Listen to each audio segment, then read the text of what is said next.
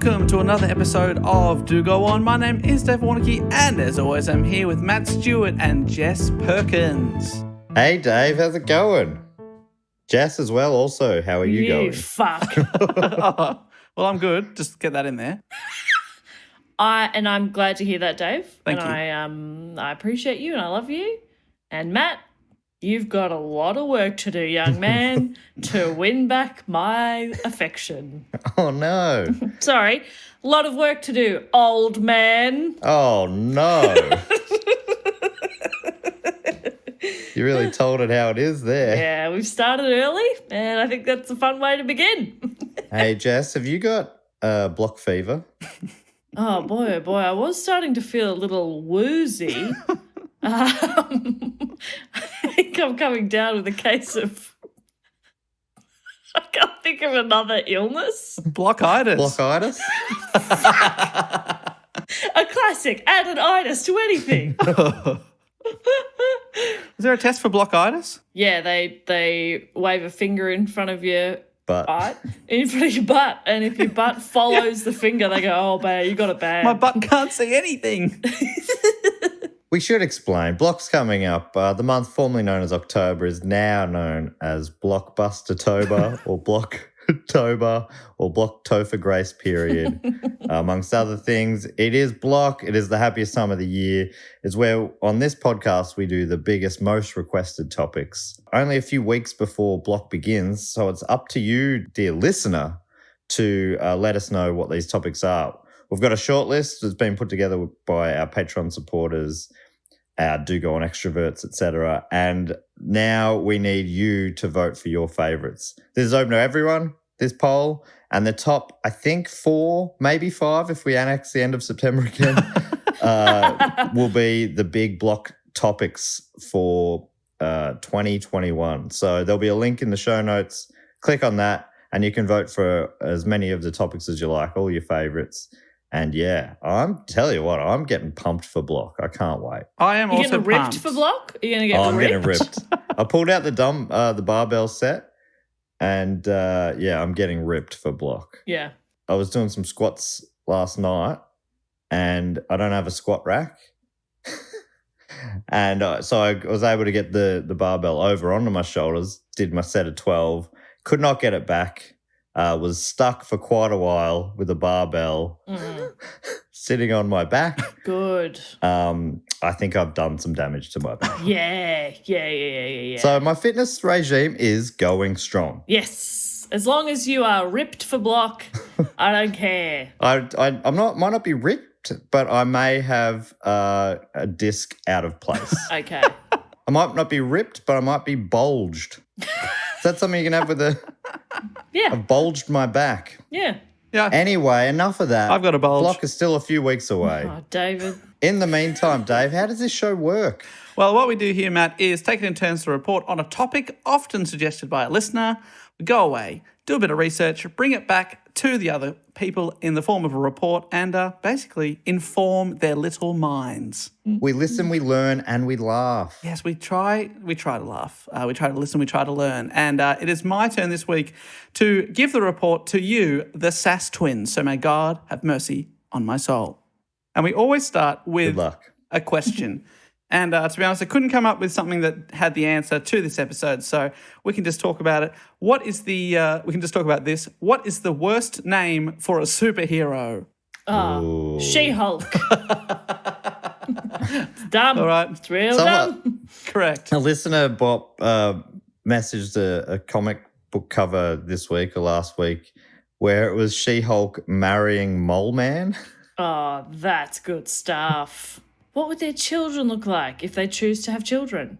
Little Hulk green moles. Hulk moles. Yeah, Hulk moles. I'm guessing it's not She-Hulk. It is not She-Hulk. It's definitely going to end in man. Yes, you're right. It's the something man. Okay. Let us have a crack. So is it, can we have a clue on what the something is? Like, is it a, I don't know. Help I can me, give you a Matt. clue. It's something Okay. you use in water. Dirty man. Something you use in water. Soap man. Use Oh, in yeah, water that makes more sense. or on water. Boatman. Ski man. Getting closer. Hovercraft man. Submarine Man. Oh, a little bit higher on the water. Okay. Jet Ski Man. Hovercraft man. Dave, put us out of our misery. You want me to put you out of your misery? No, All right. I really want to get it though. All right. Duck man. Paddling. Canoe Man. It's Kayak the- Man. Kayak man. Canoe Man is Canoe the answer. Man. Canoe Man. Canoe Man. Canoe Man. That's this week's topic is called the Canoe Man. I love it. Well, let me give you a little paragraph of backstory here before we jump into the report. So, on the 21st of March 2002, 51-year-old John Darwin paddled out to sea in his technically kayak from Seaton Carew on the northeast of England. When he failed to show up for work, a large-scale sea search took place but recovered nothing. Was he kayaking to work? No, he was going for a pleasure kayak. Okay, yeah, I was going to say. I like how you specified sea search. Like if you just said search, we'd be like, where though? Where were he they was looking? lost at sea, but where are they looking? They're On looking in land? the woods? They're looking in a local Greg's? They went into space. It seems that he had disappeared without a trace. That was until 5.5 years later, when on December the Whoa. 1st, 2007 at 5:30 in the afternoon, John entered a London police station claiming that he had amnesia. Whoa. This is an episode of Neighbours. Harold Bishop did this. Honestly. He drowned on the show. But then years later, he turned up in Tasmania as a Salvation Army tuba player or something. And he had amnesia. So do you think Kayak Man based his life on Tuba Man from Neighbours? Yeah, I believe so. So, of course, the question is, what the hell had happened to him for the past 5.5 years? Can I have a quick guess? Went through some sort of vortex or Ooh. portal. Yeah. All right, well, we end the story here. Thank you.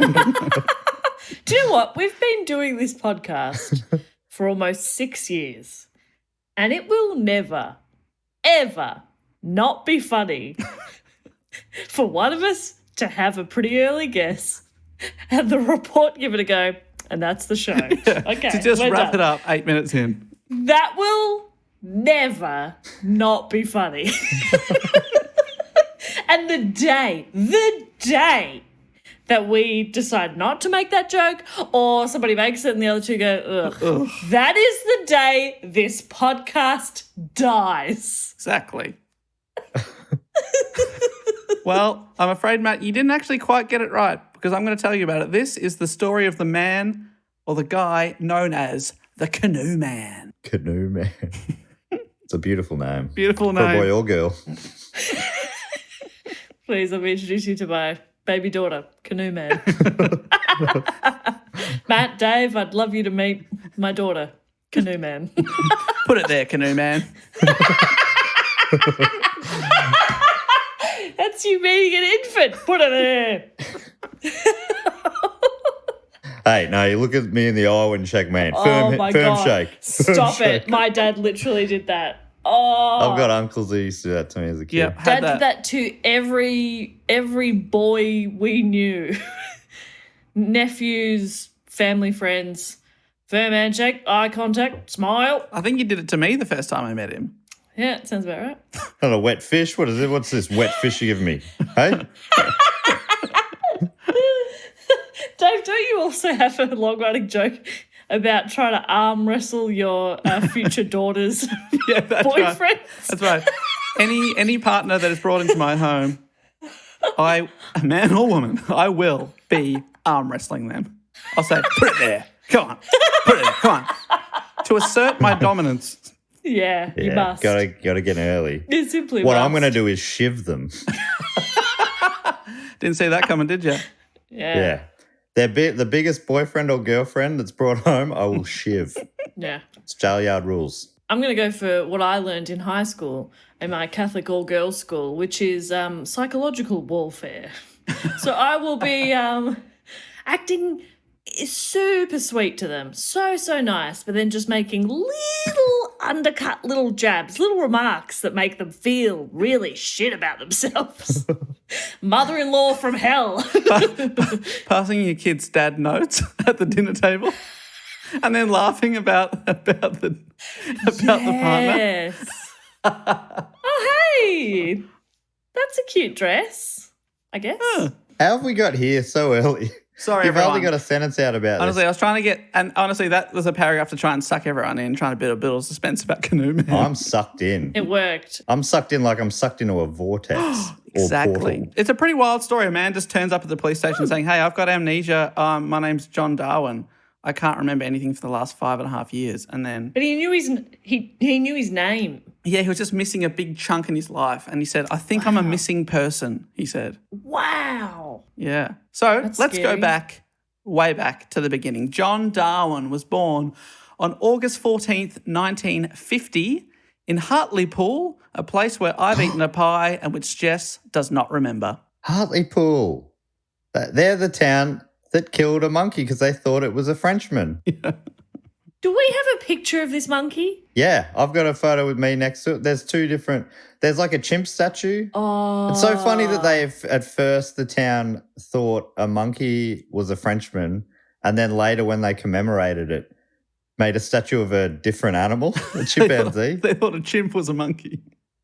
Was it by the sea? Yes, it was by the sea. Okay, I think It was very remember. grey and misty. Yeah, okay. Imagine that weather throughout this whole report, honestly.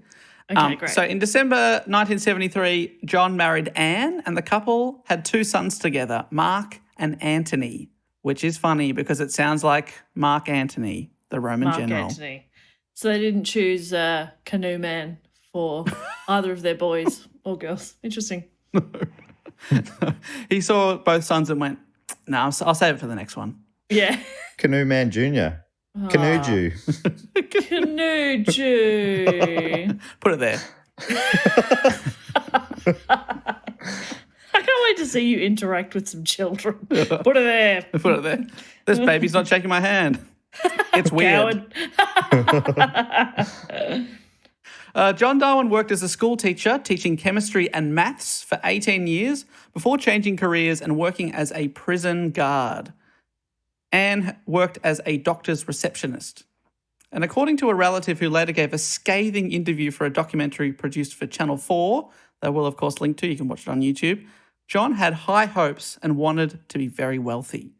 He dabbled in stocks, sold things at car boot sales, which he's really going for it there.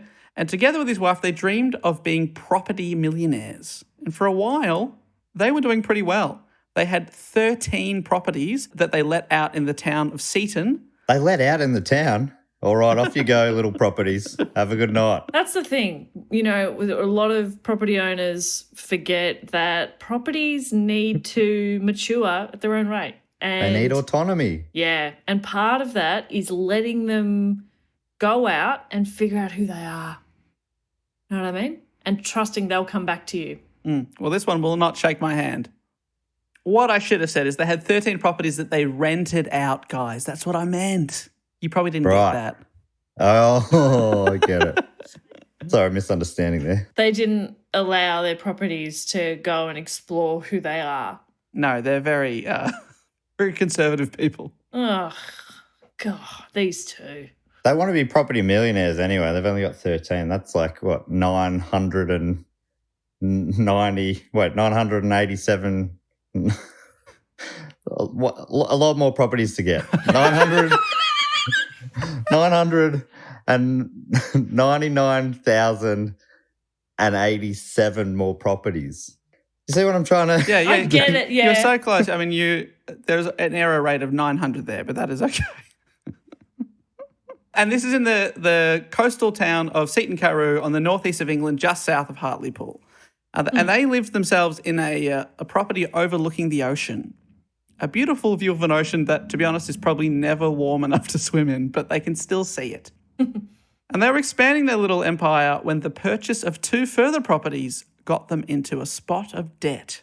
Uh-oh. The rents from their tenants were no longer covering their multiple mortgages. So they did that thing where you buy one property and then you mortgage that and then you buy one off the back of that. And it's like a chain. You know that thing, Jess? Yeah, obviously. Yeah, it's a Totally. classic thing. Everyone's done it. Everyone's done it. Well, it is risky because if they all cover each other, then that's totally fine. But if one falls out, then it's a chain that can collapse very, very quickly.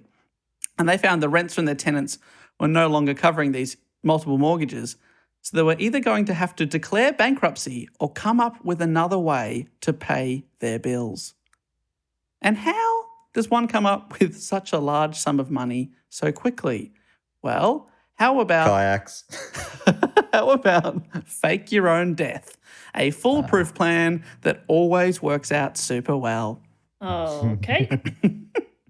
And on the 21st of March 2002, after finishing his night shift at the prison, John was seen by his neighbours paddling out to sea in his kayak. And it was a bit of a rough day out at sea, so that's why the neighbours remember seeing him go. They remember thinking, geez, why is he going now? A bit dangerous out there. He wasn't, however, seen making a return. And when he failed to turn up to work, his wife Anne reported him missing. And it was full panic stations. A police plane with heat-seeking equipment, 5 lifeboats, 2 Ghost Guard and also Coast Guard teams. Ghost RAF card? Yeah. Oh, you know it's serious when they get the ghost card out there. Yeah, honestly. They're not fucking about when they get ghost card, let me tell you. Honestly, I'm sick of these spirits playing the ghost card. Honestly, we get it. They also had an RAF helicopter all called to search for John. It was a sea search.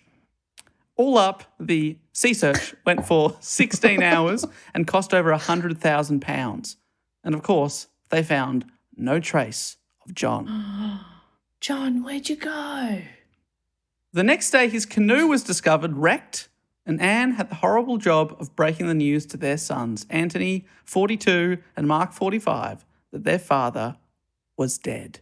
Well, I mean, they found the canoe. So really what she should have been breaking to them was, boys who are in your mid-40s, your father's canoe.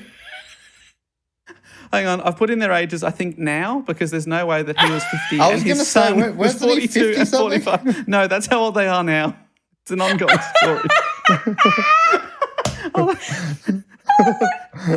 Hey, Otherwise, I'm like, wait, how long did this property venture go for? the weather is pretty cold What I up didn't there. say was it went on for 4 decades. There's not much to do in Seton Karoo. They get to it early. He died canoeing at the age of 103. Gone too soon. The canoe, we mean. Him, honestly, an impressive innings. So disregard their ages. They are adult boys, but they've been told by their mum, sorry, but I think your dad is dead. Okay. So they're not in on it. Wait, is the wife in on it? Well, Matt, she, however, knew he wasn't dead because she was in on the scheme. What had happened was, after paddling out of sight, John had returned to land and his wife Anne had picked him up and taken him to a train station, and he'd travelled to another county and laid low for a few days. Oh, that's amazing that they just let their kids think he was dead. They didn't trust him. No, those kids are rats or something? Did Well, they get a rat vibe from the kids? I mean, they're only 42 and 45. I mean, can they be trusted? One of them was a barrister. Did they get a rat vibe from their kids? Oh, you can't trust these kids. A couple of rats. Who raised them? I told him the other day not to let Mum know that I was having an extra cookie, and he spilled the beans. I don't trust this rat. Can't trust this rat. These kids, rats. Yeah, I don't know. It feels, I mean, they're obviously not thinking super logically when they're going through with a plan like this. Yeah. But wild to be like, they must have thought about it. So how old do you think the kids were approximately? Probably about 30-ish. Right, so they're going to understand faking your own death by that age. Do you understand at 30? I don't know. I mean, I'm 31 and it's a new concept to me, but I think I'm getting my head around it. But I'm a pretty immature 31. I feel like some other people with some more life experience than me might grasp it quicker. It's hard to know, isn't it? Is this a new concept to you, Jess? Dave talked about a guy faking his own death about a month ago. What's that? Yeah, sounds like a rat talking to me. What are you talking about, rat? You wearing a wire? What's all that recording equipment in front of you, Bob? Why are you wearing headphones talking to a microphone? Very sus. You guys are wearing headphones talking to microphones. Oh my God, I'm also a rat. We're all Right, we're group of little the Rat rats King right here. here. Whoever rats first. Yeah, Rat King. So he laid low for a bit.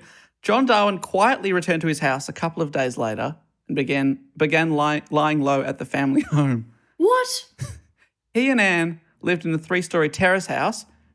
This is the one overlooking the ocean. They also happened to own the building next door. So John installed a secret door behind what looked like a cupboard, meaning that he could slip to the top floor of the house next door as soon as they had any unexpected visitors. He even laid a cement floor. Sick. So I love a secret door. Oh, how it was so cool. He even laid a cement floor so that the creaking floorboards would not arouse suspicion as people rented the levels below. Ah, clever. And this worked for a while, but it seems he got a bit bored. So he decided to start going for walks in the community around his village. What? I hope you put on a fake mustache. Well, he grew his hair and a long grey beard and walked with a limp and a walking stick to disguise himself whenever he left home. But it's a relatively small community, and all of a sudden, a stranger with some really noticeable characteristics, like a big beard and a lip, you'd be like, I see that man around a bit, and I don't know where he lives or where he's come from. The town gossips would be going wild. Have you That's me. seen I'm the that town new- gossip. That's me. You're calling me up going, Matt, Matt, have you seen this new man in town? You've got some competition for town's best beard. But don't worry, your competition for best limp is... You've still got him, babe. So this is despite living in the same house in a village with only 6,000 people. What? So if he comes out, people would be like, oh, Anne's got a new man. She's really got a type. He looks a lot like her old man, but with a beard. Well, that's not a type then, is it? Beard's a type, Dave. Oh, okay. They'd be going, geez, she's really changed. I mean, not in most features, but her type used to be guy without a Yeah. beard and limp. I didn't know she was into beards. There you go. Yeah, I wouldn't have picked that. The guy with the town beard's like, damn, why didn't I ask her out? Fuck. With The guy with the town beard. We've got the town gossip with Everyone's the had a town beard. ride. Yeah, the town beard's like, hang on a second. I'm the town beard here. Challenges him to a duel. It's a beard off. So he's going for little walks. Even this wasn't enough, and soon he rejoined society as John Jones. Get fucked. So John Jones is a real person. He had the same birth year of 1950 as John Darwin, but had died at only a few weeks old. And John Darwin had saw John Jones' grave in the local cemetery with a similar birth and went, bang, that's who I'm going to impersonate. He was a similar age and also sharing the same first name. If someone yelled out John, he'd instinctively turn around. Right. So the family of John Jones, are they surprised that their kid, who they buried, 60 years earlier, is now back with a limp? Well, they definitely didn't know at the time, but they were told years later when this became a big story, and they were very upset. Oh. Yeah, I imagine. That's awful. He said, I chose the baby because I didn't want to ruin anyone's life, anyone who's still alive. So that's why he said, I chose that identity. I chose a dead baby instead. It just wouldn't have worked. No, I'm the real you. I mean, me. Like, it wouldn't have worked. They would have gone, I've got a lot of proof and a family who knows me as this person. Yeah, well, I'm the new guy in town. Why did he even need to make up that name? Like, Oh, no, yeah, there's a assume reason. the identity any further? He was able to, this is so wild to me, but he was able to order a copy of the baby's birth certificate by visiting his local registry office, Right. which seems ridiculous. And then he obtained a library card from Hartlepool in the name of John Jones. So he faked his own death and then joined the local library just 6 weeks later. Oh my God. And according to Live Gazette, he convinced the librarian at the library that he was John Jones. She was so convinced that he was Jones that she signed his passport application. The passport featured him with a beard.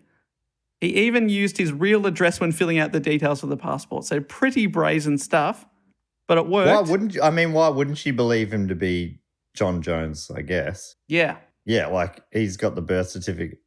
But it's amazing that was 6 weeks later. So his beard's only 6 weeks long. Yeah, it's At not even the most. biggest beard. Dave, Yeah. yours is a few years long and it is pathetic. Oh, come on. Give me another 6 weeks. Give me another 6 weeks. 6 weeks is not big, bushy beard. Yeah. It's not enough that it would really disguise you. No, but did I tell you about the limp? It was a pretty big limp. Oh, okay. He probably has a hat as well. Yeah, surely. Put on some glasses, some dark rimmed glasses or something. Yeah. I hope he put on an accent too, did he? Hello! Oh, wait, he's already English. Hang on. Mickey Amo, John Jones. Come stai? Cosy. But amazingly, so he's already able to obtain a legit passport with a fake name and his photo. He even began turning up at the properties that he owned with Anne, calling himself a handyman, performing odd jobs around the place. And when strangers like tradies would drop by Anne's house, he'd be there and she'd explain, oh, this is just my handyman. But then John would go on to tell them exactly what to do and act like a client. And at least one tradie thought this was a really weird behaviour. He later told the doco team, I even said to my wife, strange people. Just imagine that in a Geordie accent. It was very funny. Hey, Dave, all we know of Hartlepool so far is that they were convinced a monkey was a Frenchman and that that a man without a limp had a limp. I just think there might be a gullible city. I think they are. And his new identity didn't come without its close calls. He was spotted in 2003 by a former colleague from Holme House Prison. He swore it was John and even reported that he'd seen John to the police. When confronted by the cops, Mrs. Darwin told the officers that the colleague must have made a mistake, having spotted a, quote, cousin who just looked like him. Can we meet this cousin? Nah, they went out for a kayak and they didn't come back. Wow, that's the 12th cousin that's happened to. At this point, do the kids know? They still do not know. What? How? Are they not visiting? Or when they visit, he runs up his secret hatch? He hides. Oh, my God. Anyone that would know him that visits, he hides. He's out in the fucking town. The whole town knows that Anne has this random guy called John hanging around her house all the time. With a beard. But when his own children visit, he's like, oh, better hide. What the fuck? He wasn't faking his death for the money. It was to get away from his kids. Just stop calling them.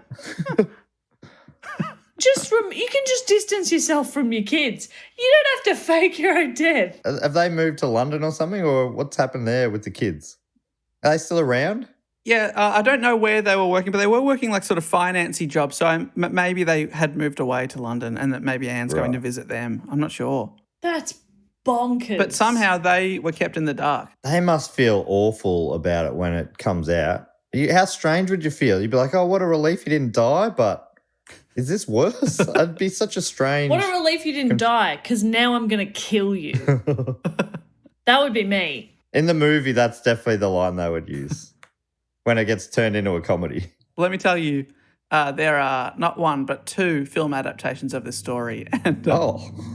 And, not meant to be a comedy, but one of them I watched. Doubtfire and... It certainly is.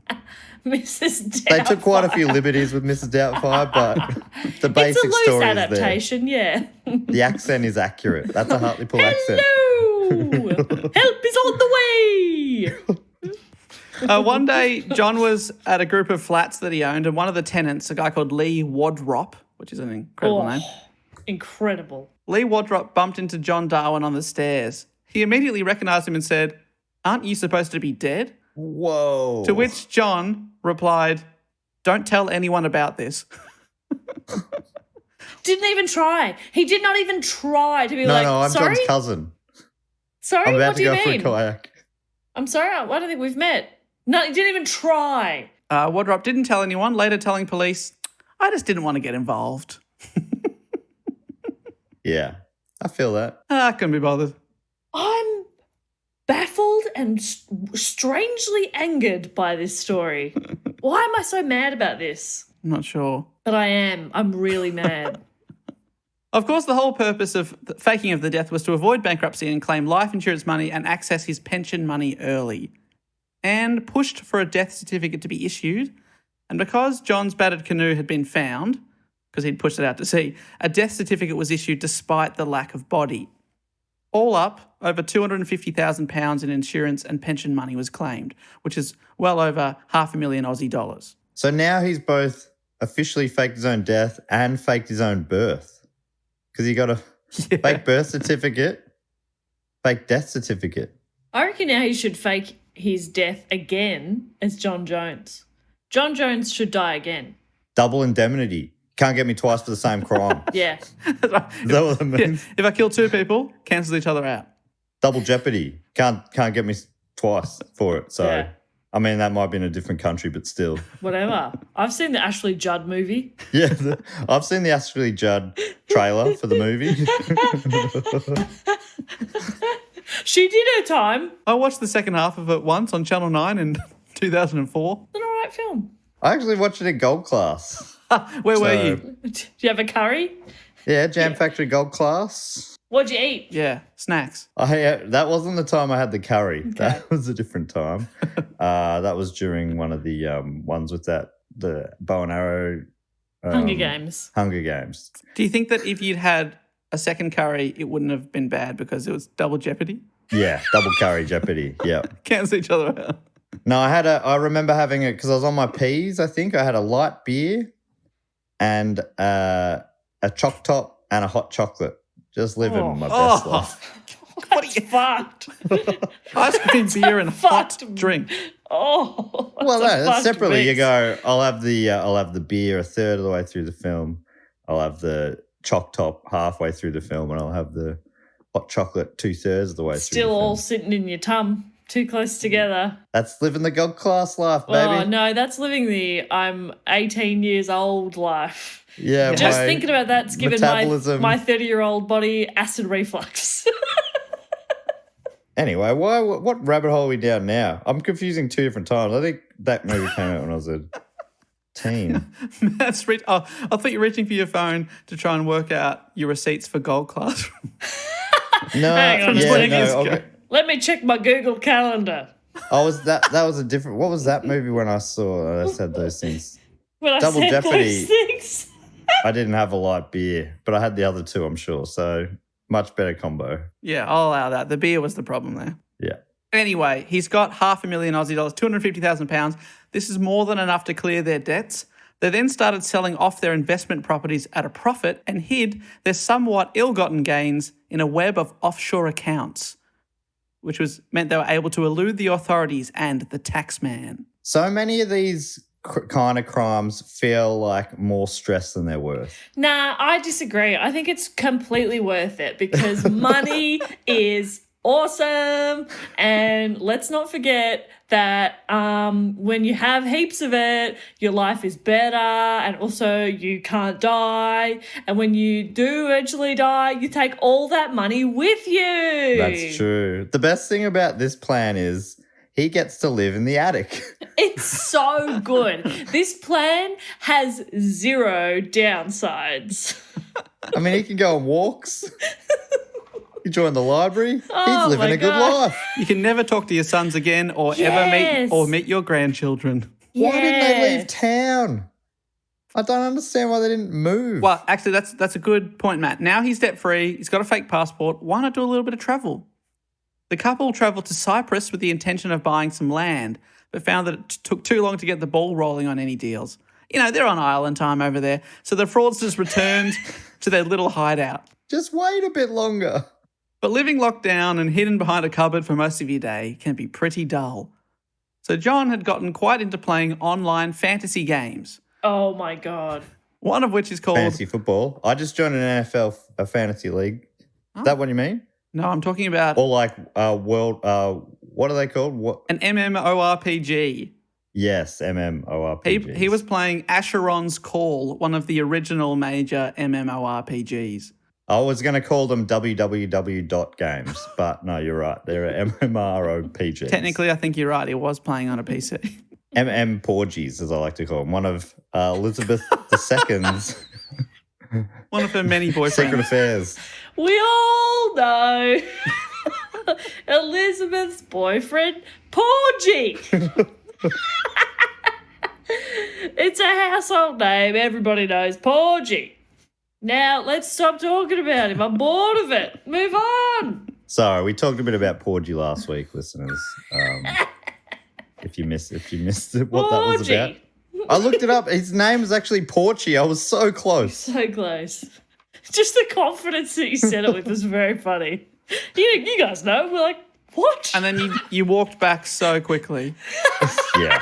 I will walk back anything so quickly. I'll walk back things that are 100% true very quickly if anyone shows a fraction of doubt. My name's Matt. Matt? Yeah. Well, maybe not. I mean, technically it is Matthew, but a shortened version of that I often go by, if that's all right with you, is Matt, yes. Put her there. So he's playing Acheron's Call. According to the game's website, I'd never heard of it, but it is where thousands of players inhabit a beautiful 3D fantasy world to make friends and seek out perilous adventure. And John did make friends, and he got talking to a woman named Kelly Steele, a married mother of 2 who lived in Kansas. Fucking hell, John. What are you up to now, you piece of shit? Well, he's always scheming, Jess. He's a wheeler and dealer, and the 2 got talking about how land was dirt cheap where she lived and how good it would be to do up a cattle ranch together. And apparently that was one of his dreams now, was to be a cattle rancher. Of course it was. He'd give her the money to buy it, and then she'd buy it in her name. She'd then renovate it and run the ranch, and they'd split the profit. And at first she thought that he was joking, but then the money actually appeared in her account. She was like, oh, this guy's serious. I mean, how much do you think someone is... Oh, I just thought he was joking. I gave him my bank details. That's right. Just in case. Like, I mean, you pretty much... It wasn't a surprise to you that money arrived in your bank account. She's laughing on, and that's my BSB. Yeah, and here's my account number. And, lol. Slapping her knee. Anything else you need? Yes, it is Bank West. It's not that much of a surprise, is it, if you've provided those details? Well, the money arrived and she was surprised despite this. She bought a really run-down old ranch, like really run-down. And then John flew to Kansas using his fake passport. But when he arrived, Kelly immediately got some weird vibes from him. Yeah, no shit, because he's a fucking weirdo. Well, she later recalled that after he arrived, he went to her house and he went to get changed, but he didn't close the door. And she was like, I've got kids in this house. This is super weird that you're just like taking your pants off with the door open. So she started getting weird vibes. She then took him to a local hotel and never let him come into her house again. Yeah. Oh, okay. It's so weird. He doesn't know how to deal with people anymore? Or is he actually a sex pest? Well, she tells the documentary she's interviewed, she goes, I told him, whoa, what are you doing? I don't know what you do in your country, but in America, we close the door when we take off our pants. It's like, yeah, we do that everywhere. Yeah. So she was like, I don't want him here anymore. I took him to a hotel. But sadly for Kelly, she was financially tied to this man. And she had no idea that he'd faked his own death and was a total con artist. But she did soon experience John Darwin's dark side. That's because... That's his butt. I told you, close the fucking door. Things didn't move as quickly on the ranch as he would have liked. Basically, it was a total mess. The property needed a complete overhaul, which of course takes time. But John was not a patient man. After a couple of weeks, Kelly asked him to go back to England, which he did. Hang on. John wasn't a patient man, you say? No. Like how after a few weeks of faking his death, he'd already assumed another identity, was out walking in his fucking village. He got so bored, he joined a library. Had a fucking library card. Yeah, he does it. Oh, he's not patient. He's not very patient. I hate this man. Well, you're about to hate him even more, Jess, let me tell you that. He went home to England, but he kept harassing Kelly with emails, asking why it was taking so long, why Kelly couldn't get the ranch up to scratch sooner. He got more and more aggressive with her until one day he said, I want my half of the investment back right now. But Kelly didn't have the money, couldn't sell the ranch, and couldn't get a loan. And that's when things got really nasty. Kelly later said that he threatened to kill her and her family if she didn't pay up. He claimed to know a gangster from New York who would enforce the debt and make sure that she paid up. He emailed saying this is how unhinged he was. Some questions you may think about. Why did my horse get sick? Do the brakes in my car need checking?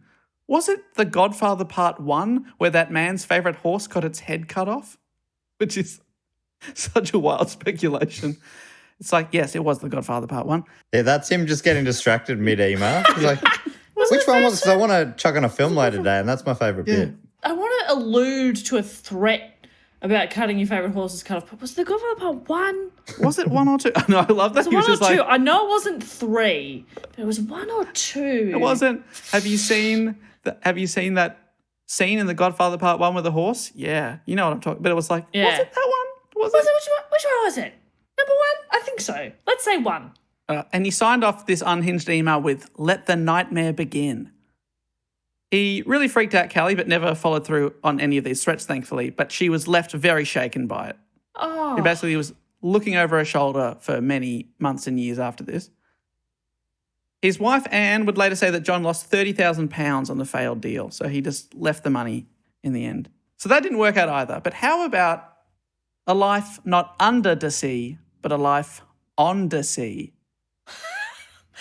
He moved to Sealand. Wow, fantastic. Honestly, he probably could have afforded to buy it at this stage.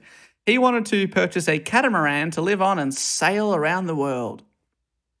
He looked at a 60-foot catamaran worth £60,000, and according to the owner, apparently once belonged to Princess Rainier of Monaco, aka Grace Kelly, but which is very cool. So it was very top spec back in the day, but that was built in the 70s. So by the time John was looking at it in the 2000s, the former luxury craft had seen much better days.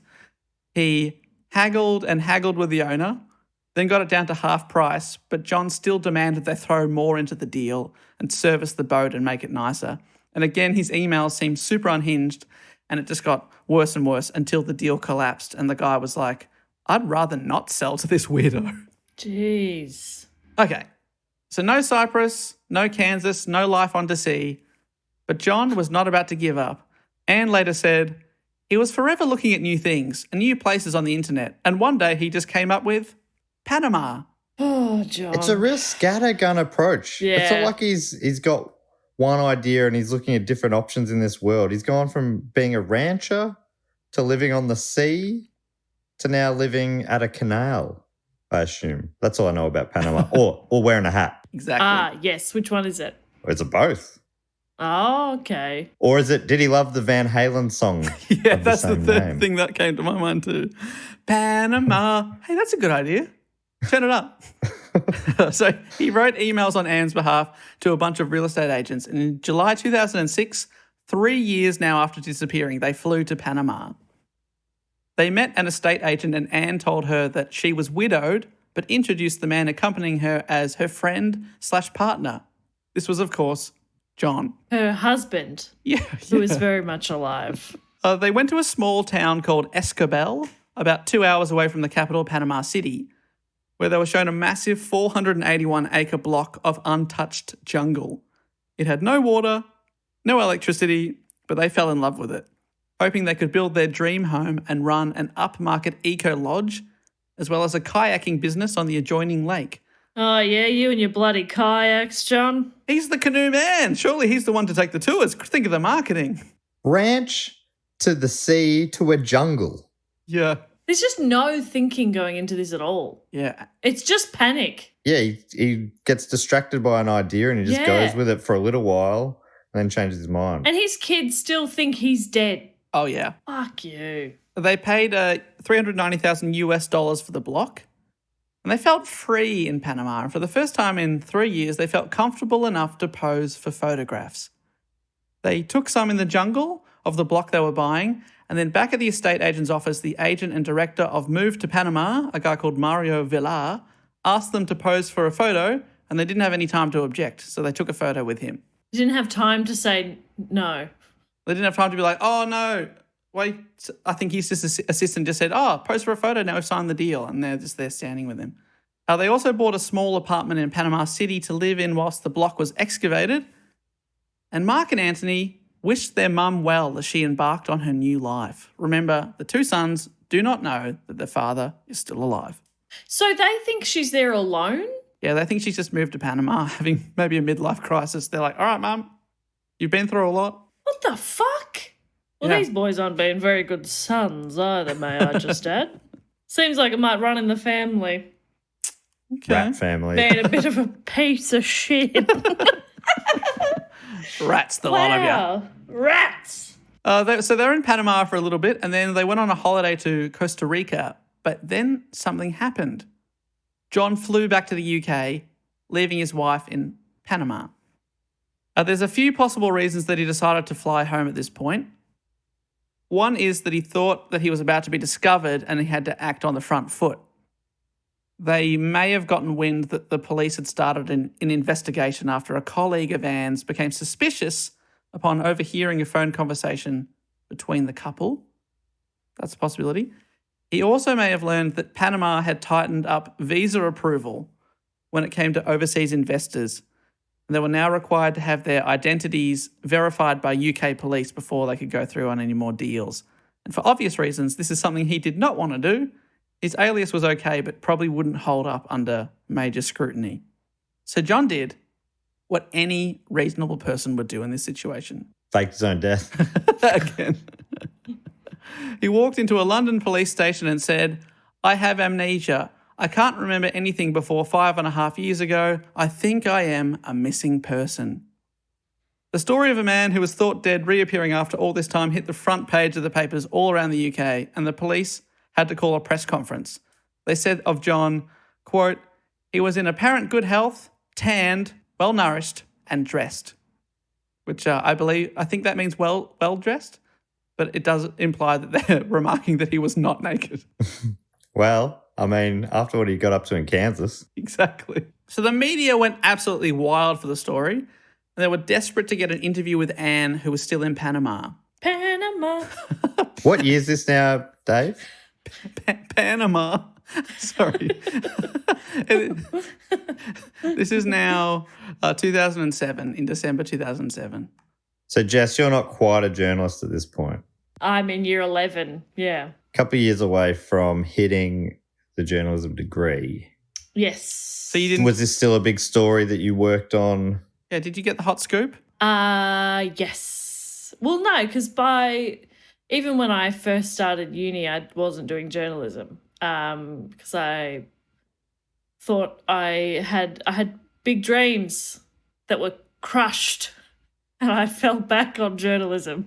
So Classic fallback. yeah, it's a good fallback that I don't use. So no, this wasn't a story that I was really across. I'm afraid you were beaten, pipped to the post by David Lee, the first journalist to make it to Central America. David Lee again. Oh. Every time with that guy. An ongoing rivalry. Yeah, he gets it every time. Not David Lee Roth, singer of Panama. Panama. That's why she trusted him for the interview. He tracked down her apartment and banged on the door at night until she asked him what he wanted. He was just banging, banging, banging. Yeah, it's cool to harass people, isn't it? Yeah. That's nice. fun. That's journalism. Lee persuaded Anne to talk to him by explaining that before long, reporters from almost every newspaper would be stalking her and camping outside her door. So she consented to an interview, and to avoid the other press, they checked into a nearby hotel under false names. Sounds sexy. It does. An affair began. Hello, I'm Jessica Rabbit. It's the first sexy name I thought of. Thank you. Anne seemed surprised and delighted that after all this time her husband had been found. After all, her story was that she'd thought he was dead for 5 years, and because of that hadn't spoken to him in a long, long time.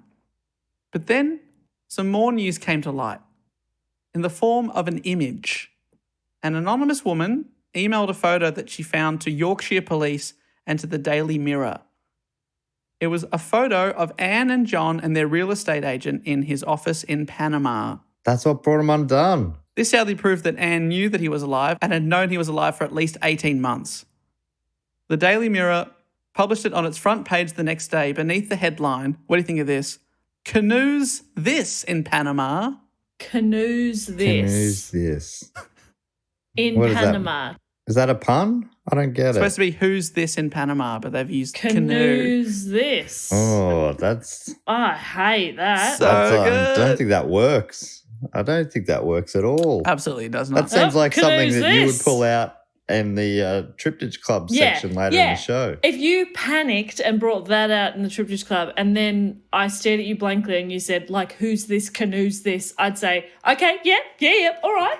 And I'd continue to hype you because it was a panicked sort of Thank you. spur of the moment thing. But these sub-editors, it's their job to come up with titles. Who's this? Canoes this. So are you telling me that I should go work for the Daily Mirror? I could do better than them? Yes.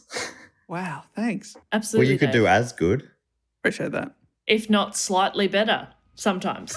I don't really see a difference between your day job, Dave, as the Friday Funnies video producer at the project and the sub-editor at the Mirror. Both journalism. I reckon I could transfer. Now I've read that. Yeah. Canoes this. I'm saying it wouldn't be you wouldn't be stepping up or down. That would be a Similar skill set. sidestep. Sidestepping career-wise. into the Mirror. All right, I'll apply.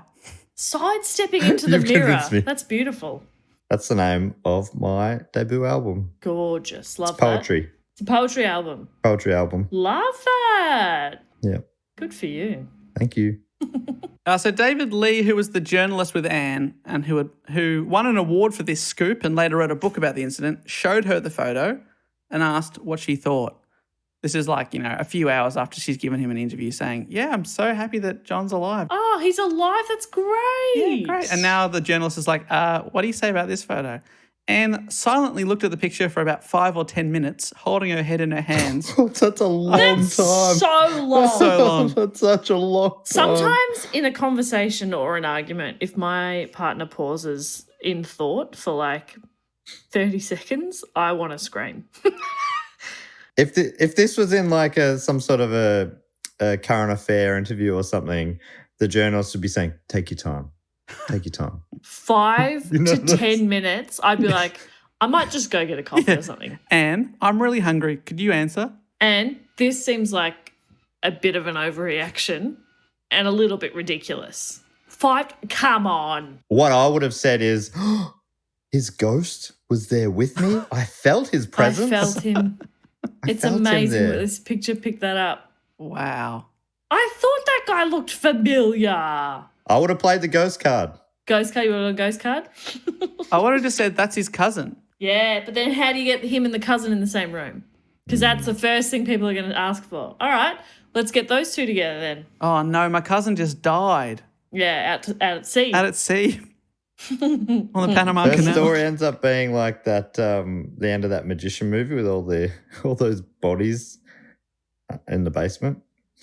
You know what I'm talking about? I'm not sure which magician movie you just spoiled, but I'm sure you did one of them. Well, that's why I was vague about it. So people who know. Okay. Well, I don't know, but now you've ruined every film for me ever. I'll never watch another magician movie. David Thanks. Copperfield. They're my favourite type of movie. So she looked at it for a long time, 5 or 10 minutes. That's what the journalist later said, holding her head in her hands before finally just saying, I think that picture says a lot, doesn't it? What? Yeah, I can't add anything more than that picture says. That picture says 1,000 words. I don't even know 1,000 words, so let's leave it at that. She tapped the photo of John and said, Canoe's this? And the journalist said, no. Shit, Anne, you've Canoe's done it this. again. And Canoe's that. That's a great segment. Canoe's this, Canoe's that. Dave, come on, you're the pun master. Or the pun king, whatever you're known as. What's the better headline here? You're a pun king, mate. I'm the pun master, I believe. What am I? The pun apprentice. The pun apprentice. Jess, what would you do? You're the only one with a journalism degree here. What would you put up as the headline there? Well, I would go for Canoe Man found alive in Panama. Wait. Yes. Hyphen. Big old fraud. That's good. Like, I don't even need to read the article Exactly. That's what titles should be. now. Yeah, Hang on. fantastic. You want people to not read your articles? Yes. That's where I get most of my news is from headlines. What about you canoes, you lose? No. That's not quite relevant, is it? But It's it's better. closer to It's something than what better. they did. Way better. It's still nothing, but it is better. Canoes this. There'd have to be in brackets what we were doing here, what we were trying to do here. The first real long paragraph headline. is just trying to explain the pun. What about man in kayak says bye yak to his old life? Yeah. I think, again, it's nothing, but it's better than what they had. Still think mine's the strongest. Yeah, I would go with Jess's if I was going to pick one of the three. Probably could trim a few words out of it, but Oh, that's weird. Agree to disagree. Few too many hyphens. I love a hyphen. I love them. Now, you might be wondering how this anonymous woman found the image to send to the police and the newspaper in the first place. Well, let me tell you. That. Let me tell you, it was some Sherlock Holmes level super sleuthing. Apparently, the woman had simply typed John and Panama into Google Images and up popped the photo dated July 14, 2006. Incredible. so the fact that his fake name was John is what undid him in the end. Oh, that's so funny. So he had a more interesting fake name, Yeah. like Fernando Hernandez or something. He wouldn't have been found out. Amazing. Fernando Cumberbatch. Oh, that's better. So, but imagine that you're like, oh, maybe I'll just try Google Images. John, Anne, Panama, search.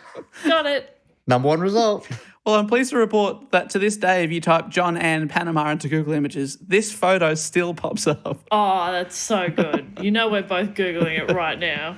So you can have a look at what they look like. John, Anne with an E, Panama. Those are also my parents' names, John Ann. John Ann Panama. He doesn't have a beard. No, he's taking the beard off. In Panama, they can relax, so they can be themselves. Wow, what a silly mistake he made there, hey? Like, if he still had the beard, you'd be like, oh, that's my cousin, the guy with That's the my beard. cousin, the guy with the beard. It's always funny to see him after you picture people for a while. They look adorable. Yeah. And smile. Adorable. Jess disagrees based on what the face she's making right now. Strong disagree from me. So the jig was up, and now the press were loving it more than ever, and Anne was hounded in Panama. The Press Gazette writes about Anne's lawyer. Quote, the lawyer suggested that her staff would race off in their 5 or 6 black BMWs in different directions, with Anne in the last one. It was like the Italian job. The lawyer rang me later and said journalists were still following her staff. Which Italian job we talking? We're talking the Mark Wahlberg one with the minis? Or the Michael Caine. No, we're talking about the Yeah, original which one are we one, talking? also with minis. But they both had minis? Okay, so that stayed true. Okay. Older minis. Older minis and then the Mini Coopers. Yeah, that's right. Charlize Theron as someone who could crack safes. Oh, I'm going to watch that again. Me too. Bit of fun. Want to watch it together? Yeah. So, as soon as this is done, Yeah. Let's watch a movie. let's watch a movie. Chuck it on. Get some popcorn. I'll get a beer, a choc top, hot chocolate. But I'll be shitting all night.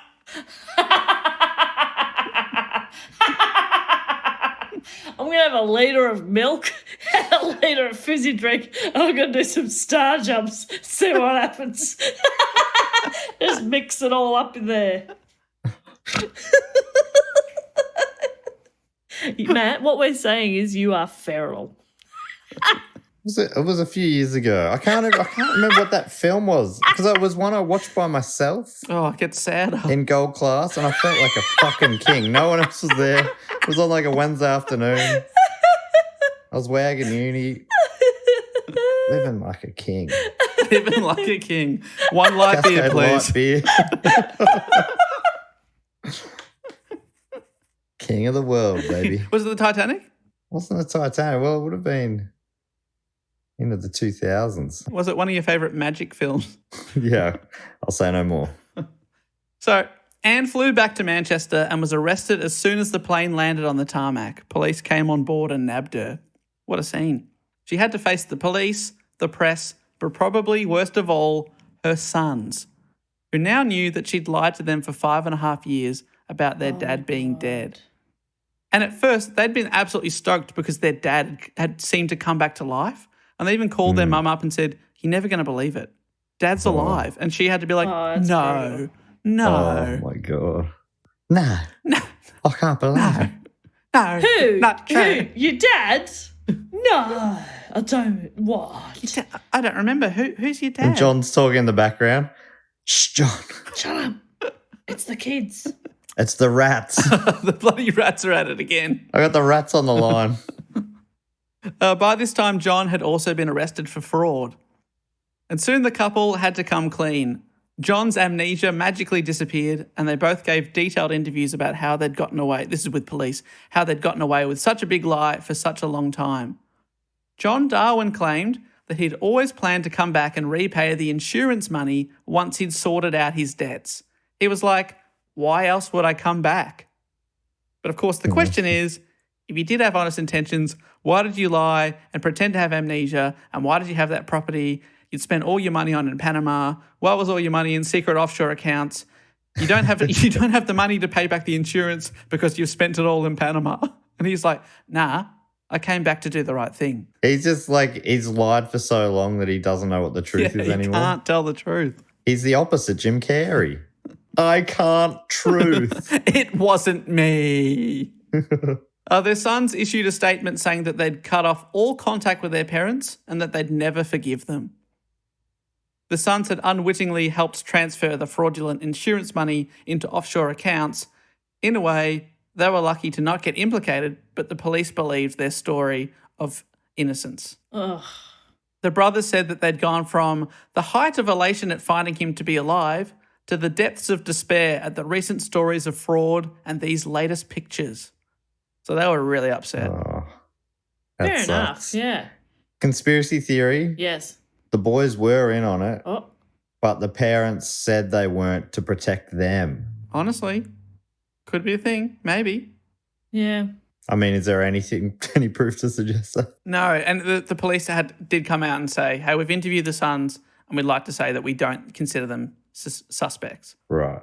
Well, I guess that's the thing. It's plausible deniability. You know, the parents could argue we were trying to stop you from being a part of the fraud. Yeah. Maybe. But still, surely you'd be upset. Oh, 100%. Oh, my God. John Darwin was charged with obtaining life insurance money by deception and making untrue statements to obtain a passport. All up, including the fraud and the search and rescue when he first disappeared, he was looking at a £1 million bill. So he owed a lot. Both the couple were convicted of fraud, and after admitting deception, John was sentenced to 6 years and 3 months in prison. Anne Darwin, who denied the fraud but was found guilty, was handed an even longer 6.5-year term. So she got 3 months longer because she didn't plead guilty. Her lawyer obviously thought she could get off. Yeah, but there was no chance of John getting off. But yeah, she got more jail time. John Darwin was released on probation in January 2011, and Anne Darwin was released in March 2011. So they spent about 3 years behind bars. The entire £501,000 in life insurance and pension payouts received by Anne Darwin had been recovered, part of which involved the sale of the 2 properties in Panama. So they did pay back the insurance and the pensions. Whilst in prison, Mrs. Darwin decided to separate from her husband after seeing a psychologist. That's probably a good call, yeah. Did she found the psychologist real hot? Yeah. She left him for a psychologist. Oh, we don't talk about any of that stuff. I just met him at a bar. She always maintained that John was the mastermind and had bullied her into the plan, and then it just totally spiraled out of control, and then she was just trapped in a massive lie. She told the BBC in 2016 that she felt blessed that both sons had since forgiven her, which is very nice. So she's got a relationship with her sons, and she, as of 2016, works for the RSPCA. Okay. Yeah, right. Her ex-husband John is still occasionally in the tabloids and is never painted in a very good light. In 2013, he was arrested for breaking his bail conditions after taking an unauthorised trip to the Ukraine to meet a woman. So that's the Guardian's way of describing the situation. The Daily Mail went for a less subtle headline. See if you reckon that we could write a better headline than this. I never want to see Canoe Man again. He's just a sleazy old man, says Ukrainian blonde, 25. He flew 1,700 miles to date. That is one headline. Yeah, it's wordy. That's more in the Jess mould. Get it all in there. So excellent. Yes. There's one little hyphen in here, Jess. Are you happy with that? Yeah, I do like a hyphen. I would say something like Canoe Man flies to Ukraine for love is rejected. Yeah, that's pretty good. That's better, honestly. Because why do they always bring in like that she's blonde and what's her and her age? Dumb. That's what the Daily Mail do. Yep, absolutely. Yeah, gross. Who cares? The key points are he's gross and she wants nothing to do with him. Yep. What about the original Panama headline, Canoe's This? Yeah.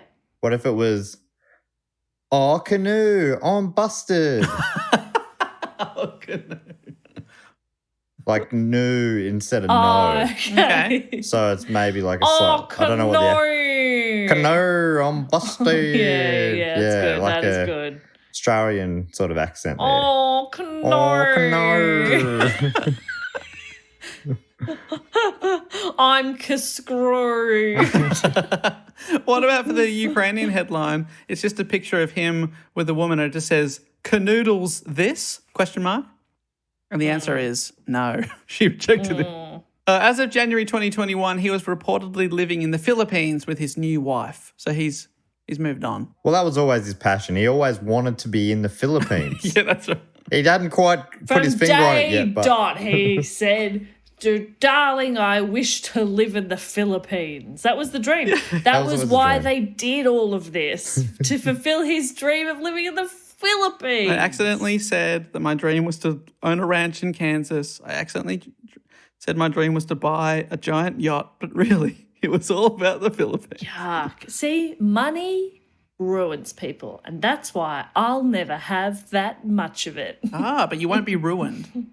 by well, choice. Mentally, my psychologist would disagree, but Oh, you dating a psychologist? I wish it would be cheaper. I reckon actually if I could choose, I think it would make the most sense for me to date a chiropractor.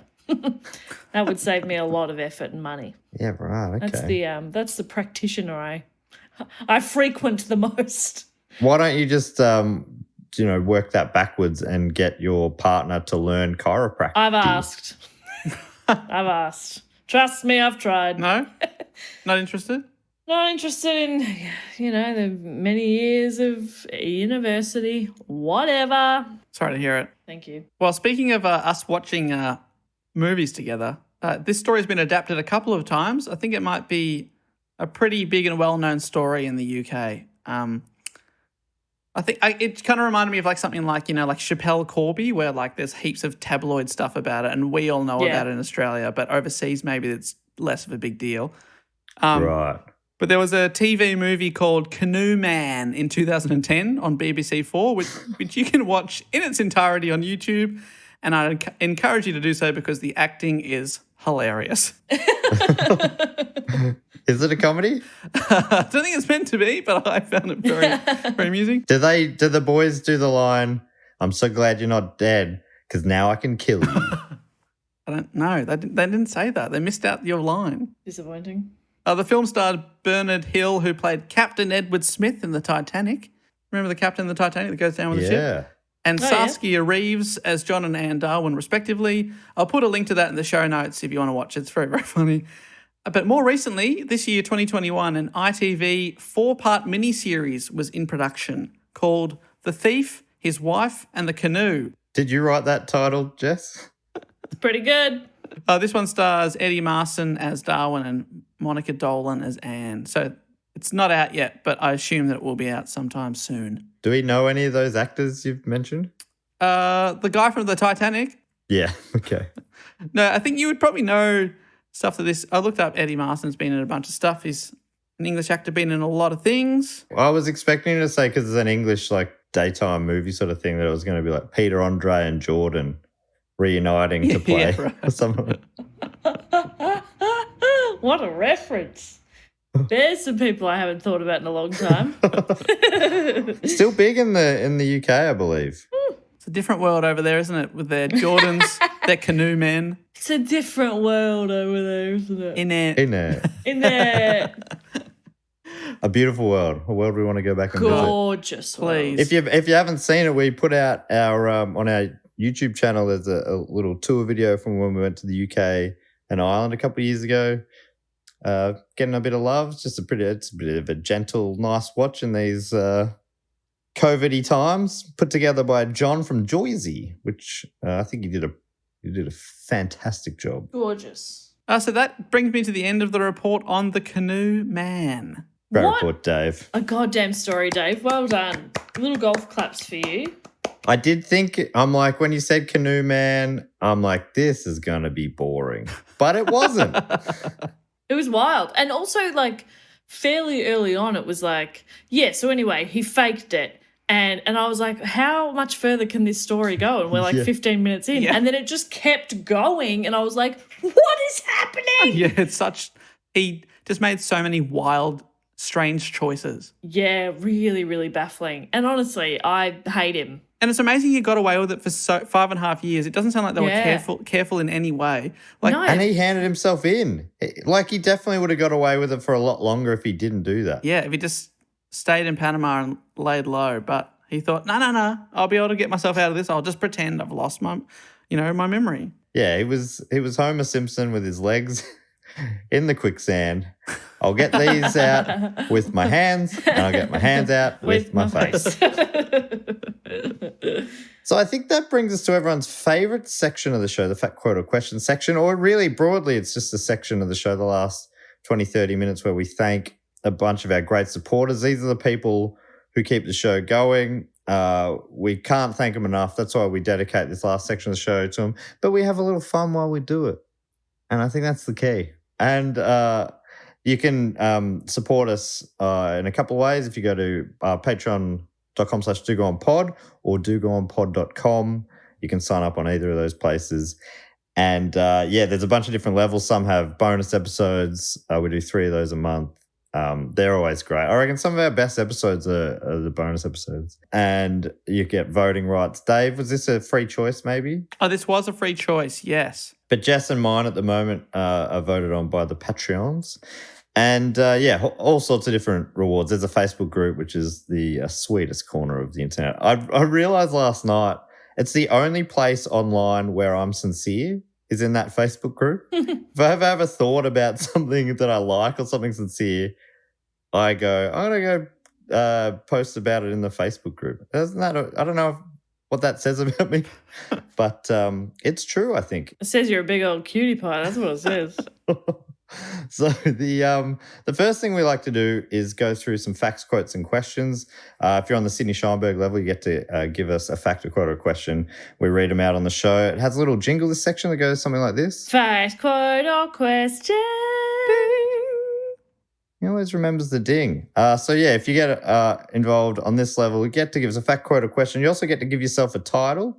First up this week, we have Jamie Lidello, who's given himself or herself the title Jamie, I guess. My friends call me James, but I guess just Jamie for you guys. I think it's a guy. Now that I read his name is James. All right. Jamie, has given us a fact.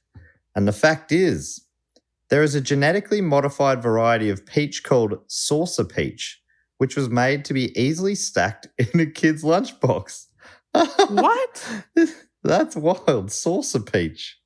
I've never heard of that. No. Love it. Sometimes scientists do things, they ask themselves a question, can we do it? When they should ask the question, should we? Yes, I did watch Jurassic Park this week. Yeah, I'm looking at them. They're flat, stackable peaches. That is so funny. That is a scientist who was one day annoyed when packing their kids' lunch and just took it way too far. Yeah. He flipped the lunchbox across the room and said, that's it. Put on his coat, lab coat, and went in and got to work. Oh, Jamie, that is a fantastic one. That's Jamie's first fact, quote, or question. Welcome to the club. Great work Jamie. bringing that to my attention. I had no idea about it. Yeah, I think they should do that for all foods. Make them all stackable. Yes. The next one is another fact. It comes from Siraj Pierce, whose title is Not White, Anglo-Saxon or Protestant. I'm not. Sometimes I don't know what the title references, and usually it comes clear in the fact. Let's see. Here is Siraj's fact. Boring fact. Figs aren't fruit. Technically, they're inverted flowers. Huh. That is boring. No, that's good. That's a good fact. I like We're getting that. a lot of fruit facts here. This is amazing. Yeah, I love this. Dave- Let's keep this theme going. You said you're the one in charge of boring facts. Is that a boring Well, fact? I think the thing is because I'm quite boring and I like little tidbits like that. So I actually find that fun. So it's not boring for me. So that makes it boring. Yeah, I think if I like it, it's probably boring, and I do. I Yeah. like it a lot. Because I'm a fun person and I dozed off for that. Siraj, I'm on your team. I'm on your side. My specialty is the grim facts, and that's the next one Siraj has offered. Grim fact: most figs used to have a dead wasp inside them because some fig trees need wasps to pollinate them. The female wasp crawls inside to pollinate the fig, but can't get out. Luckily, the body is broken down by the fig. Oh, that is a grim fact. Oh, they That is a can't grim crawl fact. out. Gross. It's one-way valve. And finally, the fun fact says probably neither of the above. Jess, what do you think there? I think it was all just absolute dog shit. No. I think that's a bit of fun. Is that fun? In general, that's fun. That's fun. He put it together in a fun way. Yes. Don't know what the not white Anglo-Saxon or Protestant reference is to, though. It's probably from something. Well, he talked about WASPs, and the acronym for White Anglo-Saxon Protestant is WASP. Thank you, Dave. People would have been yelling at their Yeah, when iPods people- there. I'm people- so glad you saved Yeah, me people there. often shorten that to WASP. Wasp, right? But he's a nwasp. Nwasp. Nwasp. Thank you so much, Siraj. Next one comes from Izakio, another first timer here.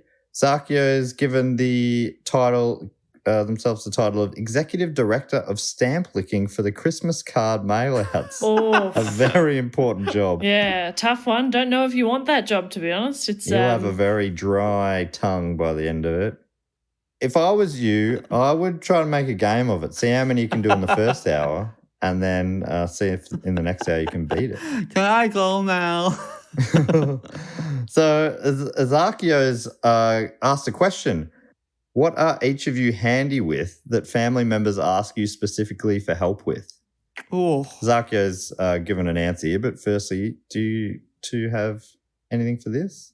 a few times the family and friends from my sister and my dad have run trivia nights for their sort of staff for where they worked. That makes Because sense. the go-to quiz guy. I'm not very practical, and they're not like, oh, come round and build something. They're like, hey, can you ask Yeah. my staff some questions? Yeah, that's funny. That's a good one. I'm doing running a trivia thing just after this, Dave. But I think I have a similar thing. Like my brother-in-law is a builder, and he's like, I'm family. If you ever need any help with anything, let me know. And I'm like, yeah, but what do you get in return? I've got nothing to give you. Yeah. He's like, you give us laughter. I'm like, but you'll come and see my shows and he'll pay for tickets. I'm like, at least let me put you on the door. Yeah, that's right. Yeah. Stop being so supportive and also helping me out with other stuff. It's ridiculous. Same with my brother, who's a plumber. Like, yeah, I've got so many people in my family who are useful. Yeah. Yeah, definitely the last ones to board that plane to Mars, I think we are. Like on The Simpsons, where they're in the shelter for a meteor coming to them, and they've got to work out who go to the future. Krusty's like, well, we'll need laughter, so that's me. Yeah. Puts himself down first. Whoever's in control of the list, that's the most Yeah, that's powerful right. position Well, there. I've got the pencil, so number one, Dave. Okay. Yeah, How about you, Bob? Do you have one your family come to you for? yeah, help with their phones. That's Yeah. always me. Just because I'm the youngest. You're young, you're hip, you're Right. cool. Yeah. I'm obviously quite a lot younger than my parents, and I'm 7 years younger than my brother. So I'm the youngest. You're younger than your parents, unlike Mark and Anthony in our story today. Michael Anthony, of course, Dave, bass player for Van Halen. Oh, there you go. There was one time my brother and my dad were trying to do they were doing a load of washing, and they were putting something in the dryer, and they couldn't get the dryer going, and they were like, you know, they're the ones who can do everything in their heads, but they especially around the house, they can fix everything, and when something goes wrong, they can fix it, and they couldn't get the dryer going. And I was a teenager, and I walked in, and the dryer was broken, but they didn't know that because they never did washing. And you had to sort of get the barrel of the dryer moving first. So you had to like put your hand in, push it to get it going, slam the door shut, and then it would start. So they're like fighting over stuff, trying to get it working. And little teenage Jess walks in, flicks it, slams the door, the dryer starts going, and I just walked out all casual, and they both went, "That was very cool." You dropped a match behind you. And all I really did was put the dryer on, which I feel like I'm sad that that's the thing I did that was helpful. I feel like that, you know. I love that as like, yeah, I'm really good with technology. I help my parents. So they're not real tech heads, so I help them like get the dryer working. No, exactly. You know, pretty technological stuff. Pretty helpful. You got to manually start the dryer. But yeah, otherwise I'm useless, and they know that. I'll occasionally get questions about kinds of beer. Okay. You want a tip for a nice kind of beer? Is that anything? Yeah, that's helpful, I guess, yeah. Yeah, pretty, like I say, last on the plane to Mars. Hey, we need beer in the future. That's true. Azakio answered the question saying, "I'm the go-to person in my family for tech troubleshooting." Yeah, pretty boring. Maybe you are always able to recommend cool restaurants that no one else knows about, or master of filling out forms and weaving through bureaucratic nightmares. My dad was always good with that stuff, the bureaucratic stuff. He seemed to enjoy that almost when I would be pulling my hair out as like an 18-year-old having to start doing tax. Yeah. Or however old I was. And he'd just, he'd whip through it. I think he might have taught accounting at one point or something. So my dad with a spreadsheet. Oh, my God. And a budget. Oh, my God. Yeah. If you need help with a cash flow, John Perkins. I think our dads might be pretty similar. Yeah. Thanks so much for that question, Azakio. And finally, from Roy Phillips, who Roy's given himself the title of the Chic Sikh with 66 sheep. Oh, I think you tripped me up there, Roy. Well done, which I assume was your goal. Roy has offered a fact. The fact is, there is a Starbucks inside the CIA building. However, the baristas are not allowed to write down the names of the agents anymore. Whoa. So how do they know whose coffee is who? This coffee's for the guy in the in the suit? The suit. The guy with the aviators in the suit. Am I picturing the right kind of officers? So maybe you just like get a number or something. Yeah. Yeah, right. That's interesting. That's really cool. Good fact. That's cool. That's cool. That's a good fact. All right. The other thing we like to do is thank a few of our long-term supporters. Jess normally comes up with a little game here. You normally say something based on the report and we give everyone a little thing. Yeah, that is true. That is normally what happens, yes. I'm struggling a little bit. What do you guys have any idea? What about instead of a canoe, how did they escape? How did they fake their own death? Yeah, that's good. What's their mode of transport? Brilliant. We had a Canoe Man. Who do we have here? Do you want me to kick it off? Yeah, go on. All right, Jess, I think I could feel you were feeling inspired. So you give us the first one, all right? Well, hang on. I want to clarify. Is it like, so is it a mode of transport like Canoe Man, or is it like how they faked their death? I mean, obviously it's pretty tight, the rules we use for this part of the show. So it's important. Just go for it. Just see what my heart says. I think we just go for it. See what happens and let's just feel it out. Okay. All right. So if I could kick it off from Ryde in New South Wales in Australia, it's Rhiannon Neal. Rhiannon Neal faked her own death by riding a ride-on mower off a cliff. But what witnesses did not see is that she had a parachute on, landed on top of a jet ski around the port to a boat to freedom. That is the coolest. It was very cool. Rhiannon, that is badass. It was badass. Also, people will talk about after your death, like, oh, gosh, she was so nice. She was always mowing that cliff. No one else wanted to do that. No one wanted to mow the cliff because it was very dangerous. And I thought it was weird that she left her glasses back at the farm. I'd also love to thank from Cincinnati in the great state, God's country, Ohio, United States, Liz Shockey. All right, Liz Shockey, what about segued into a volcano? Segway, yes. But was saved by a hidden bungee cord. Yes, and the volcano was an elaborate fake as well. Paper mache, one of those like science class ones. I was going to say it was mostly bicarb soda and some food dye and stuff. Throw in the Mentos. And finally, from me, I'd love to thank from Croydon Hills in Victoria, Australia, it's Emma and Matt. Oh. Emma and Matt together. What about a bike with a side cart? Oh, yeah. Yeah, that's great. Oh, that's it. That's how they faked their death? Bicycle with a side cart, and they just ride it off St Kilda Pier. And keep riding. It actually floats.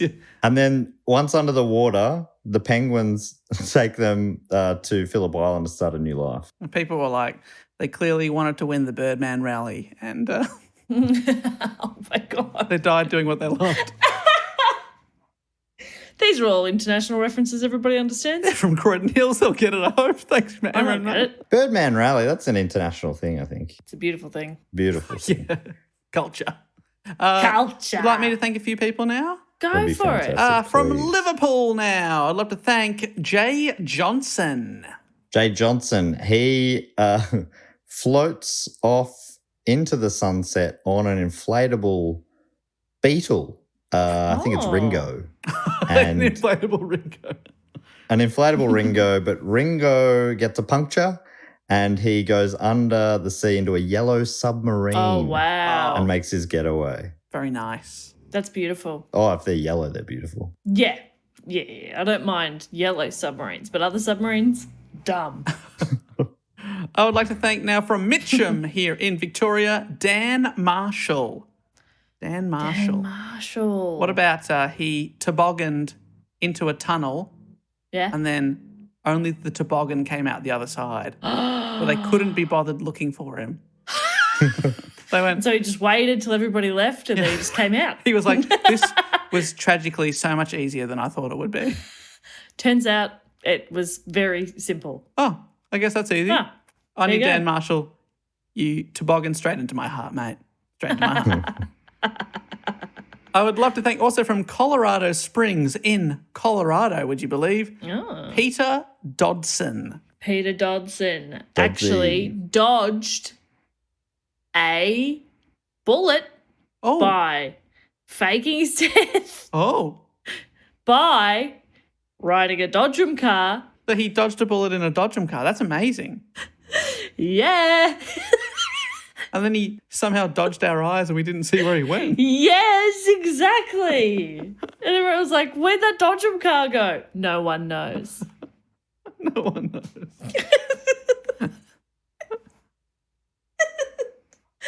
I'm sorry, Peter. On your Dodsy, Can I thank some people? please. Well, from destination unknown and surname unknown, I would love to thank Jonah. Jonah Mole Man, we can only Jonah assume. Mole Man. Deeper than the fortress. How would Jonah have faked his death? Jonah faked his own death by he did it exactly the same as Krusty the Clown did, Dave. Oh. Can you refresh my memory there? When he went on the plane, I'm on a roller gay, and then crashed it into a mountain. But then what he really did was secretly he jumped out onto Yeah. a mattress that he'd placed, but he missed the mattress and went slam into the wall and fell onto the mattress. And then Chief Wiggum said, "Hey, nothing to see here, nothing to see here. Oh my God, a horrible plane crash. Gather round, gather round. Don't be shy. There's plenty of room. Gather round." Chief Wiggum, he's honestly terrible at his job. He's so bad. He's no good. Has anybody ever noticed that? Oh, He's really bad at his job. now you pointed it out, actually. You're right. How did he get to be the chief? He's a shocker. Anyway, I would also love to thank from Basingstoke, probably just said that wrong, in Hampshire, Great Britain, John.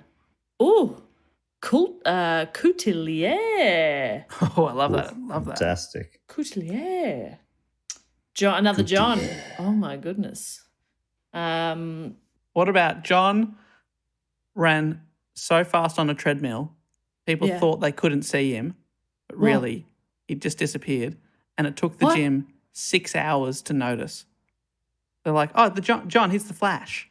He's so quick, that guy. We always call him the Flash around here. And then He was running so fast on a treadmill that they couldn't see him and nobody thought that was odd. that's what they thought because he's so quick. But really, they got to the treadmill and found, hang on, He's not here. there's no one on this treadmill at all.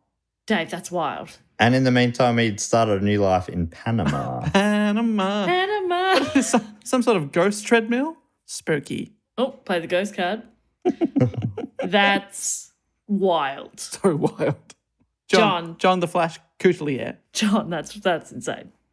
Finally, I would love to thank from Cheney in Washington, Nicholas Sparks, who I can only imagine is the author.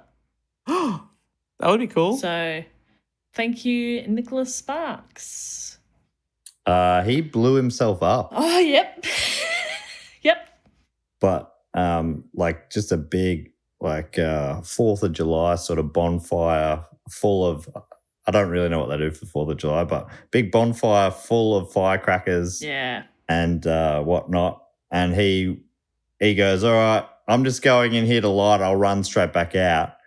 What he does is lights a slow fuse in there and runs out a back door that no one could see into the woods, never to be seen again. And then it all explodes. And they think it was a real downer for that 4th of July celebration for those who were there to celebrate. But it did mean there were a lot of witnesses and he got away with it. Yeah, honestly, So, a lot of these people, you forget they've bummed out a lot of people by faking their own death, but they did it in such Yeah. amazing ways. It's kind of cool. Yeah, and I should say they all tell their kids. Yeah. Oh, that's all right then. Rule number 1, tell your Yeah. kids. Tell your kids. All right, and that leaves us just with the last thing to do, which is to induct 2 people this week into the Triptych Club. 2 exclusive. So to be involved in the Triptych Club, you just got to sign up and keep supporting us on the shout-out level or above for 3 years straight. Once you're in, you're always in. You're in the Triptych Club. Welcome aboard. It's a beautiful place. I'll read out your name. Dave will welcome you in by hyping you up with some sort of loose wordplay on your name or place canoes this. or location. Jess will give him a little tickle because Dave needs to feel good too. I'll give him a tickle? Little tickle, little metaphorical tickle. Oh, okay. I don't have to touch him. I don't have to No. touch him. Oh, thank Please God. don't. Gloves on if you do. Dave's normally booked a band. You booked a band for this week, Dave? Oh, yes. Yeah, hold on. Just checking the contract, making sure it goes through. I don't want to... Do you forget that we do this every week? There is one band we kept mentioning today. I don't know if it probably won't be them. It nearly never is. Panama. The obvious one. Yeah, it never is. sadly, we couldn't get Panama singers, but we could get... Panama I singers. couldn't remember the name. We could get Livin' G, a pop rock singer-songwriter from Hartlepool, baby. Oh, great. I'm looking forward to hearing that. Put a word in and ask You them to play mentioned one Panama. a couple of weeks ago, Dave. You said Dead Chimp or something, and I was listening. They've got an album out this year, and it's good stuff. Oh, I love it. I'm into it. Jess, you normally come up with a cocktail for inductees. Anything this week? Yes, everything is served in a canoe. Oh yeah, big drinks. Big drinks. You Yeah. think fishbowl cocktails are big? Check these bad And boys then out. after I'd already ordered a shit ton of canoes, someone was like, why don't we just make like little mini canoes or like fashion food into canoes, like, you know? And I was like, well, that would have been a great idea to flag with me before I'd paid for, honestly, a metric shit ton of canoes. So they are full-size canoes. But after you've finished your drink from them, if you do live through that, then you have a canoe. To fake your own death with, if you want. If you want, or just to enjoy. Yeah, that's obviously That's an option as well. Some people also do that. Enjoy going on a canoe, Whatever. but more often people use them to fake their own death. Yeah. So see it as a gift from me if you do live through that gigantic alcoholic beverage. If you're smart, you'll get a non-alcoholic beverage in it. All right, are you ready, Dave? I'm ready. 2. It's 2 here, so no time to warm up. You just got to get straight into it. Come on, Dave. All right, here we go. Firstly, from Fraser in the Australian Capital Territory, it's Emily Mills. Guys, tonight is about three things: thrills, spills, and Emily Mills. Yes! And finally, from Lexington in Kentucky, which I think is Cocaine Bear related, it's Perry Ritter. Oh, Perry Ritter, never bitter, never fitter. Here's Perry Ritter. Thank you so much. Good night. David! That were your best yet. Yeah. Thank you. I think I was inspired by the Daily Mirror and their articles and their headlines. Yeah. Welcome in, Perry and Emily. I think Lexington, Kentucky was mentioned in the Cocaine Bear episode and maybe even in the Transy Heist episode as well. Rings a bell. All right. Well, that brings us to the end of the episode. Thanks so much for everyone for joining us. If you want to find us, you can find us online at Do Go On Pod on the social medias or dogoonpod.com. Support us there or at patreon.com/dogoonpod. Our email address is dogoonpod@gmail.com. If you want to support us, that's fantastic. If not, if you can't, maybe tell a friend. Yeah. Share us around. That's help get the word out there. That's the other way to keep this podcast ticking along. It's way less fun to do if no one's listening. Dave, if you want to boot this baby home. Hey, all the things he said, one more time, do go on pod.com for clickable links for all that stuff. But until next week, I'll say thank you so much and goodbye. Laters. Bye.